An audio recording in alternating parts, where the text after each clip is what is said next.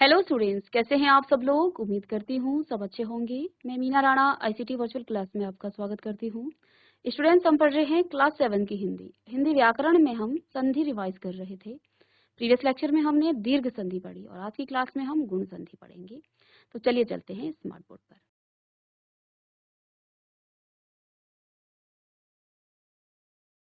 तो हमने संधि के बारे में पढ़ा था। प्रीवियस लेक्चर में हमने संधि के बारे में पढ़ा था और संधि के 3 भेद आपको यहाँ पर बताए गए, जिसमें आपका स्वर संधि, व्यंजन संधि और विसर्ग संधि है। स्वर संधि के पुनः 5 भेद आपको बताए, जिसमें दीर्घ संधि, गुण संधि, वृद्धि संधि, यण संधि और आपका अयादि संधि। ठीक है, तो दीर्घ संधि हम पढ़ रहे थे।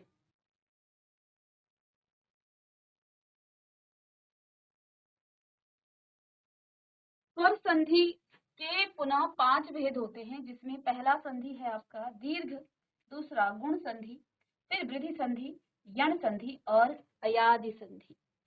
ये 5 भेद हैं स्वर संधि के। हम कल की क्लास में पढ़ चुके हैं। स्वर संधि क्या होता है? जहां दो स्वरों के मेल होने से जो परिवर्तन आ जाता है उसे स्वर संधि कहते हैं। जहां पर दो स्वर आपस में मिलते हैं उसे हम क्या कहते हैं? स्वर संधि। स्वर संधि का पहला भेद है दीर्घ संधि। यदि ह्रस्व या दीर्घ स्वर के बाद अन्य ह्रस्व या दीर्घ स्वर आ जाए तो दोनों के मेल से दीर्घ स्वर हो जाता है। नियम यहाँ हमने आपको बताया, और ह्रस्व और दीर्घ क्या होते हैं ये सारी बातें हमने कल की क्लास में डिस्कस किया था। तो नियम क्या है? अ और आ के बाद यदि अ या आ आए तो वो आ हो जाता है। ए या ई के बाद यदि ए या ई आए तो वो आपका ई हो जाता है। और यदि ओ या ऊ के बाद उ या ऊ आए तो वो आपका ऊ हो जाता है। ये आपका दीर्घ स्वर है, संधि है। ठीक है, तो यहाँ पर दीर्घ स्वर आ जाते हैं। तो पहला नियम अ या आ के बाद यदि अ या आ आए तो आ हो जाता है, और इसे हम 4 तरीके से इस तरह से लिख सकते हैं। अ धन अ बराबर आ धन आ बराबर आ धन अ बराबर आ धन आ बराबर आ। जैसे मत धन अनुसार। तो जब भी हम संधि करते हैं दो शब्दों में तो दो वर्ण आपस में जुड़ते हैं, और उसके भी नियम हैं। वो कौन कौन से वर्ण? पहले शब्द के अंतिम वर्ण और द्वितीय शब्द के प्रथम वर्ण आपस में जुड़ते हैं। जुड़ने का नियम क्या है? हम स्वरों को जोड़ेंगे, और अभी हम स्वर को ही जोड़ना जानते हैं। तो तौ से हमने स्वर को निकाला। हर स्वर को आप तोड़ सकते हैं। हर स्वर में अ की ध्वनि होती है, मात्रा को छोड़ करके। यदि मात्रा उसमें नहीं है, नहीं तो स्वर की मात्रा जुड़ती है। यह आपने वर्ण विचार में आप पढ़ चुके हैं पूरा। तो क्योंकि यहाँ पर कोई स्वर नहीं दिख रहा है तो त में भी अ का स्वर है, इसलिए हम त के अ स्वर को और इस अ को आपस में जोड़ते हैं। और पुनः एक स्वर रहित व्यंजन में जब कोई स्वर जुड़ता है तो उस स्वर की मात्रा जुड़ती है। तो त में हमने आ जोड़ा तो ता हो गया। इसी प्रकार से गज धन आनन, अंतिम वर्ण ज और प्रथम वर्ण आ। तो गज का ज और इसका आ। ज से फिर हमने स्वर निकाला और यहाँ फिर से जोड़ा तो ये हो गया जा गजानन। सीमा धन अंत सीमांत, और कैसे हुआ ये नियम आप पढ़ चुके हैं। विद्या धन आलय विद्यालय, ये भी आप पढ़ चुके हैं। फिर आपने यहाँ दूसरा नियम था ए या ई के बाद कोई ई या ई आए तो वो ई हो जाता है। तो 4 तरीके से आप लिख सकते हैं। ए धन ई, ए धन ई, ए धन ई, ए धन ई, ई धन ए। तो छोटी ई और बड़ी ई जोड़ के हमेशा ही वो हर कंडीशन में, हर जो है कंडीशन में वो बड़ा ई ही होगा। दीर्घ स्वर यहाँ पर आ जाता है। ठीक है ना? तो जैसे अभिधन इष्ट, अभिष्ट, तो यहाँ पर भी इसमें छोटा ए था और इसमें भी ई, तो दोनों जोड़ करके आपका बड़ा ई बनाते हैं, और जो आपको बाद में भौ के साथ जोड़ करके भी देते हैं। इसी प्रकार से प्रतिधन इच्छा प्रतीक्षा और नारी धन ईश्वर नारीश्वर। तो इस नियम को आप लिख लीजिएगा। इसके बाद नेक्स्ट है ओ या ऊ के बाद ओ या ऊ आए तो वो आपका ऊ हो जाता है। तो इस नियम पर आधारित हम प्रश्न कुछ उदाहरण आज की क्लास में करेंगे। तो चलिए, पहला नियम आपने क्या कहा कि यदि उ में आप उ जोड़ें तो वो ऊ हो जाता है। पहला नियम ये कहा। अब इसका उदाहरण देखिए, जैसे उदाहरण के लिए जैसे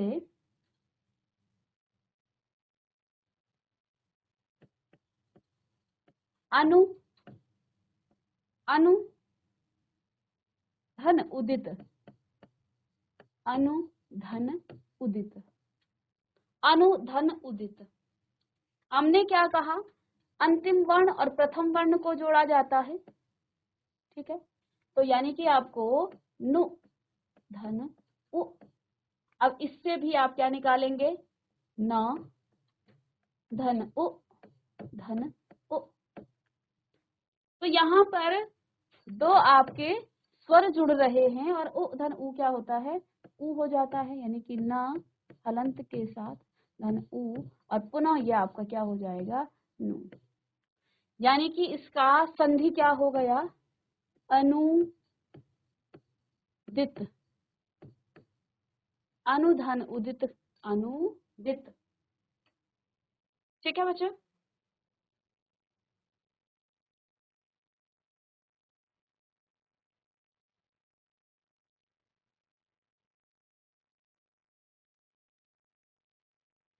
फिर दूसरा आपका है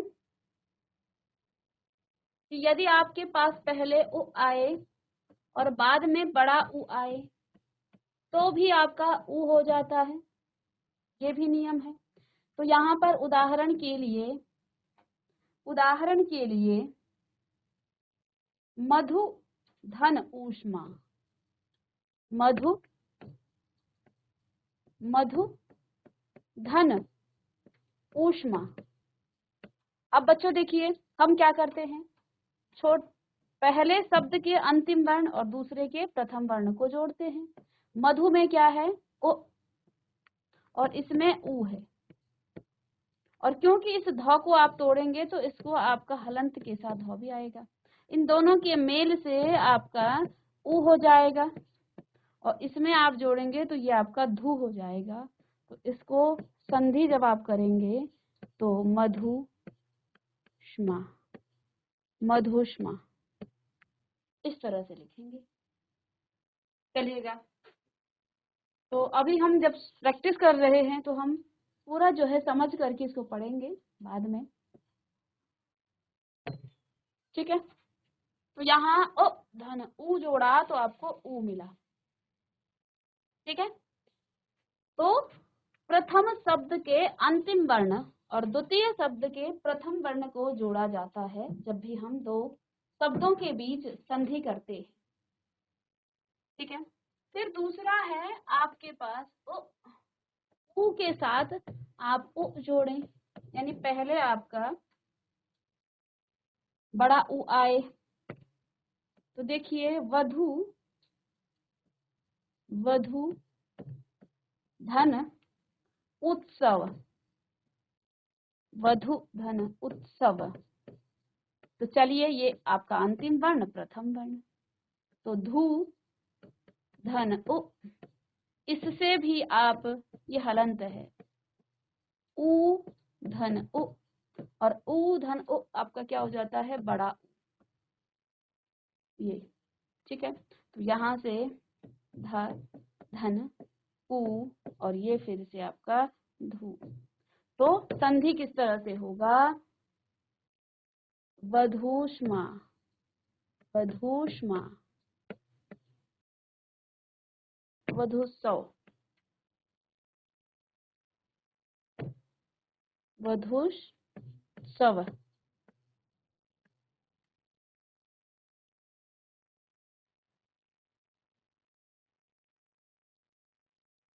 और अंतिम यहाँ पर एक और नियम था कि बड़ा ऊ और बड़ा ऊ जब आप जोड़ेंगे तो भी आपका बड़ा ऊ ही आएगा, बड़ा ऊ ही आएगा। उदाहरण के लिए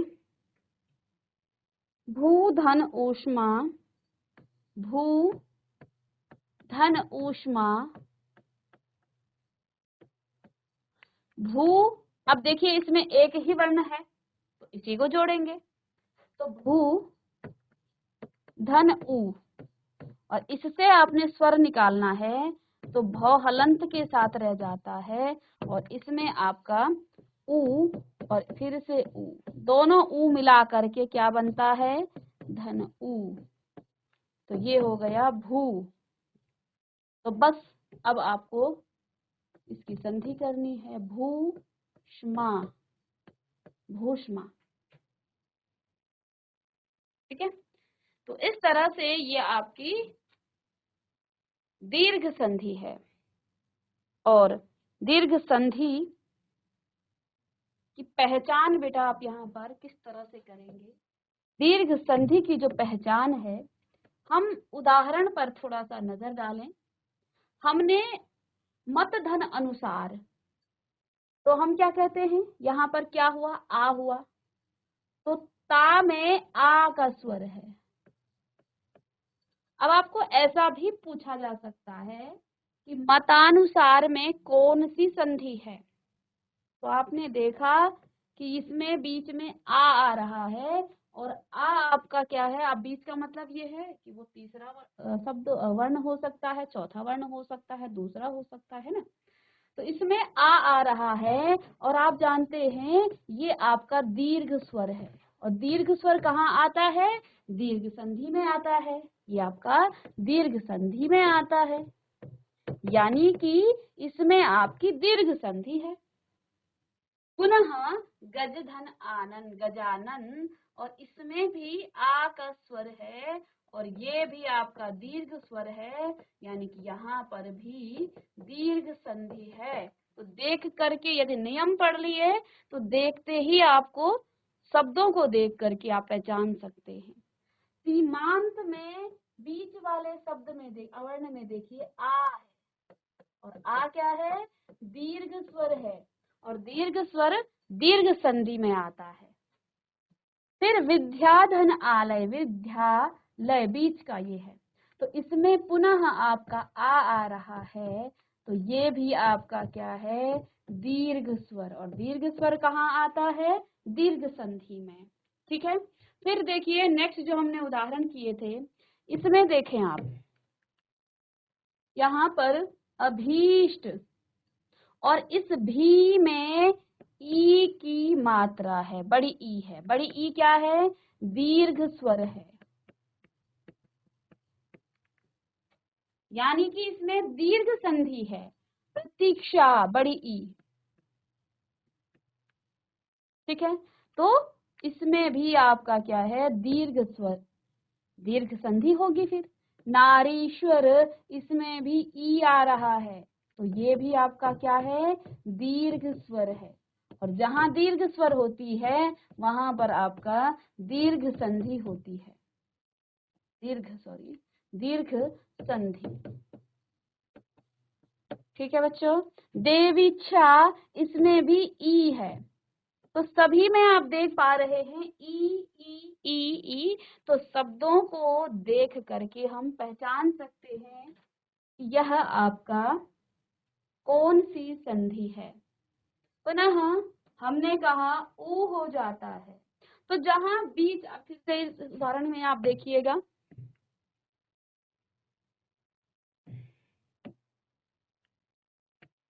चलिए अनु, और इसमें ऊ का स्वर है। फिर मधु, इसमें पूरा ऊ बनाए तो ऊ का स्वर है। वधु, वधु, इसमें भी आपका ऊ का स्वर है, और पुनः भू, तो इसमें भी ऊ का स्वर है। तो इन सब में ये आपके क्या हैं, ऊ आपका क्या है, दीर्घ स्वर है, दीर्घ स्वर है, और जब दीर्घ स्वर आए तो वहां आपका दीर्घ संधि आती है, संधि आती है। ठीक है, दीर्घ संधि आती है। चलिएगा, तो यहाँ हमने स्वर संधि का पहला भेद दीर्घ संधि पढ़ा। तो जब किसी शब्द के बीच में, अब बीच आपका शब्द में अगर 3 वर्ण हैं, 1 2 3, तो यहाँ पर आ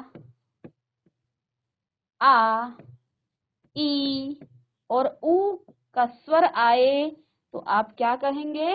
ये आपका दीर्घ स्वर है। क्या है? दीर्घ संधि है। दीर्घ स्वर होगा तो दीर्घ संधि होगी। और अगर आपके पास इसमें 4 वर्ण आए तो या तो दूसरे में या तीसरे में होगा। क्या होगा? दूसरे या चौथे में, इनमें से किसी एक में होगा। पुनः वही जो हम कह रहे हैं, आ ई और ऊ। 5वें में तो बीच में आएगा वर्ण। तो ये दीर्घ संधि की एक पहचान है जिसमें आप शब्दों को देख करके, और बाकी हम नियम हमें पता है तो फिर हमें इस तरह के ट्रिक लगाने की आवश्यकता नहीं पड़ती है। तो हमें नियम पता होने चाहिए, बाकी तो हम कर। अब बच्चों चलिए नेक्स्ट जो आपका इसके बाद आता है वो है गुण संधि। दूसरी संधि का नाम है गुण संधि। गुण संधि। चलिए दूसरा हेडिंग डालें आप, गुण संधि। गुण संधि।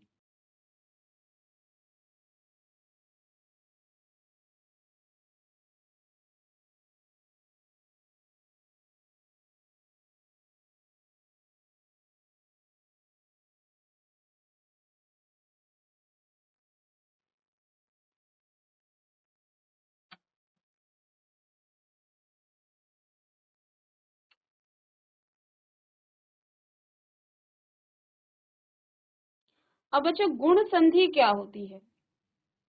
चलिए हम सीधे इसकी एक परिभाषा इस तरह से बताएंगे। जो आपकी गुण संधि है, गुण संधि में कहा गया है कि यदि अ या आ के बाद, यदि अ या आ के बाद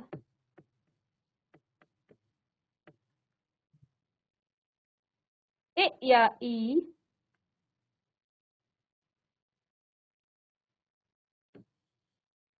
ए या ई ओ या ऊ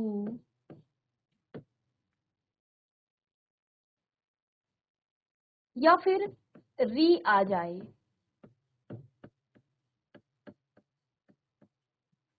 पहले अ या आ के बाद क्या आया था? अ या आ ही आया था। इ या ई के बाद इ या ई ही आया था। ओ या ऊ के बाद ओ या ऊ ही आया था। तो हमने क्या किया था? हमने आ कर दिया, दीर्घ स्वर कर दिया था, ऊ कर दिया और ई कर दिया था।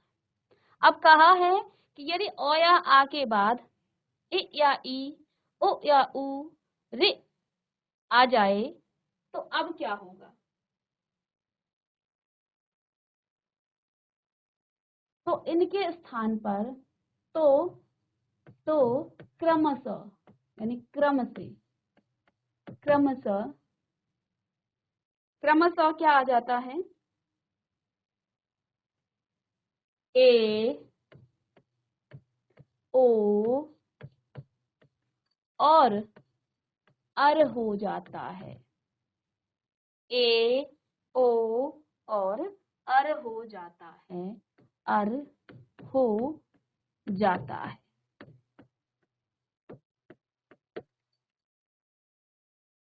यदि अ या आ के बाद इ या ई ओ या ऊ या फिर री आ जाए तो क्रमशः ए ओ और अर हो जाता है।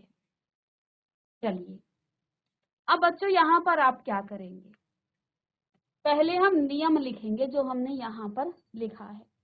क्या कहा कि यदि अ या आ के बाद क्या आए? ए आए, ओ या आ के बाद यदि ए आए तो इसने कहा कि सॉरी ए नहीं, ए आए, क्योंकि क्रमशः कहा ना, तो ओ या आ के बाद ए या ई आए, तो इसमें दोनों चीजें लिखेंगे ना हम, ए या ई आए, तो क्या हो जाएगा, ए हो जाएगा, ए हो जाएगा। कहने का तात्पर्य यह है कि ओ आया या उसमें ए जोड़ा तो भी ए होगा, ओ आया उसके बाद बड़ी ई आए तब भी आपका ए होगा, या फिर पहले आ जाए फिर छोटा ई आए तब भी ए होगा, आ जाए और फिर बड़ा ई आ जाए तब भी आपका ए ही होगा। कहने का तात्पर्य ये है। अब आप इसको इस तरह से लिखें और फिर हम इसे पर आधारित कुछ उदाहरण करेंगे। ये तो पहली बात हमने लिखी गुण संधि का। चलिए, और यदि हम पहले नियम लिख दें तब थोड़ा सा इसको, चलिए। दूसरी बात इसने कहा कि यदि ओ या आ के बाद, यदि ओ या आ के बाद क्या आ जाए, ओ या ऊ भी आए तब भी तो यही होना है। चलें, इसने कहा कि ओ या आ के बाद, या ऑब्लिक लगा दिया, ये आ को बताता है, या को बताता है, और ओ या आ के बाद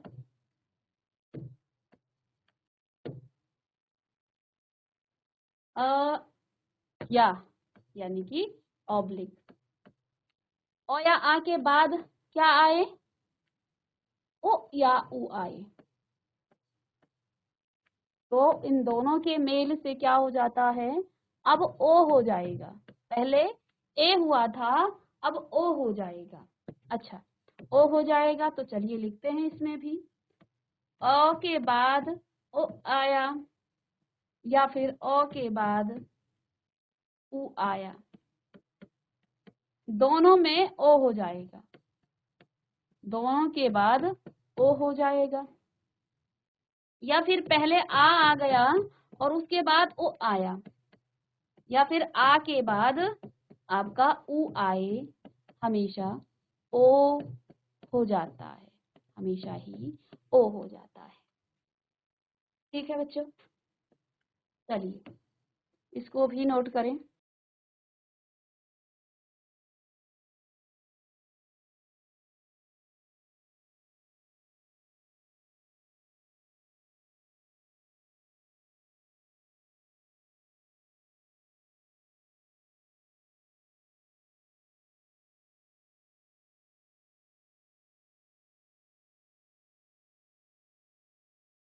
फिर यहां पर क्या कहा, तीसरा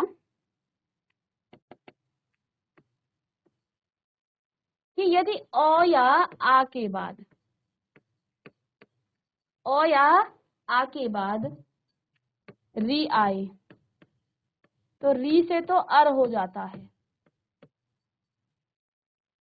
अर्थात कहने का तात्पर्य है कि ओ के बाद चाहे री आए चाहे आ के बाद री आए,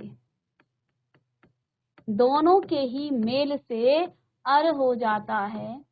और अब हम उदाहरण पढ़ेंगे इन पर आधारित। तो पहले तो आप इन नियमों को लिख लीजिएगा कि यदि ओ या आ के बाद ओ या आ आए, ए या ई आए तो ए हो जाता है, ओ या आ के बाद ओ या ऊ आए तो ओ हो जाता है, ओ या आ के बाद री आए तो अर हो जाता है। और फिर हम उदाहरण लिखेंगे इसके। चलिए, तो बच्चों आज की क्लास में हमने गुण संधि पढ़ी कि यदि ओ या आ के बाद ए या ई, ओ या ऊ या री आ जाए तो क्रमशः ए, ओ और अर हो जाता है, और साथ में उदाहरणों के साथ आपको समझाया है। उम्मीद करती हूँ सभी को समझ में आया होगा। मिलते हैं नेक्स्ट लेक्चर में, तब तक के लिए थैंक यू।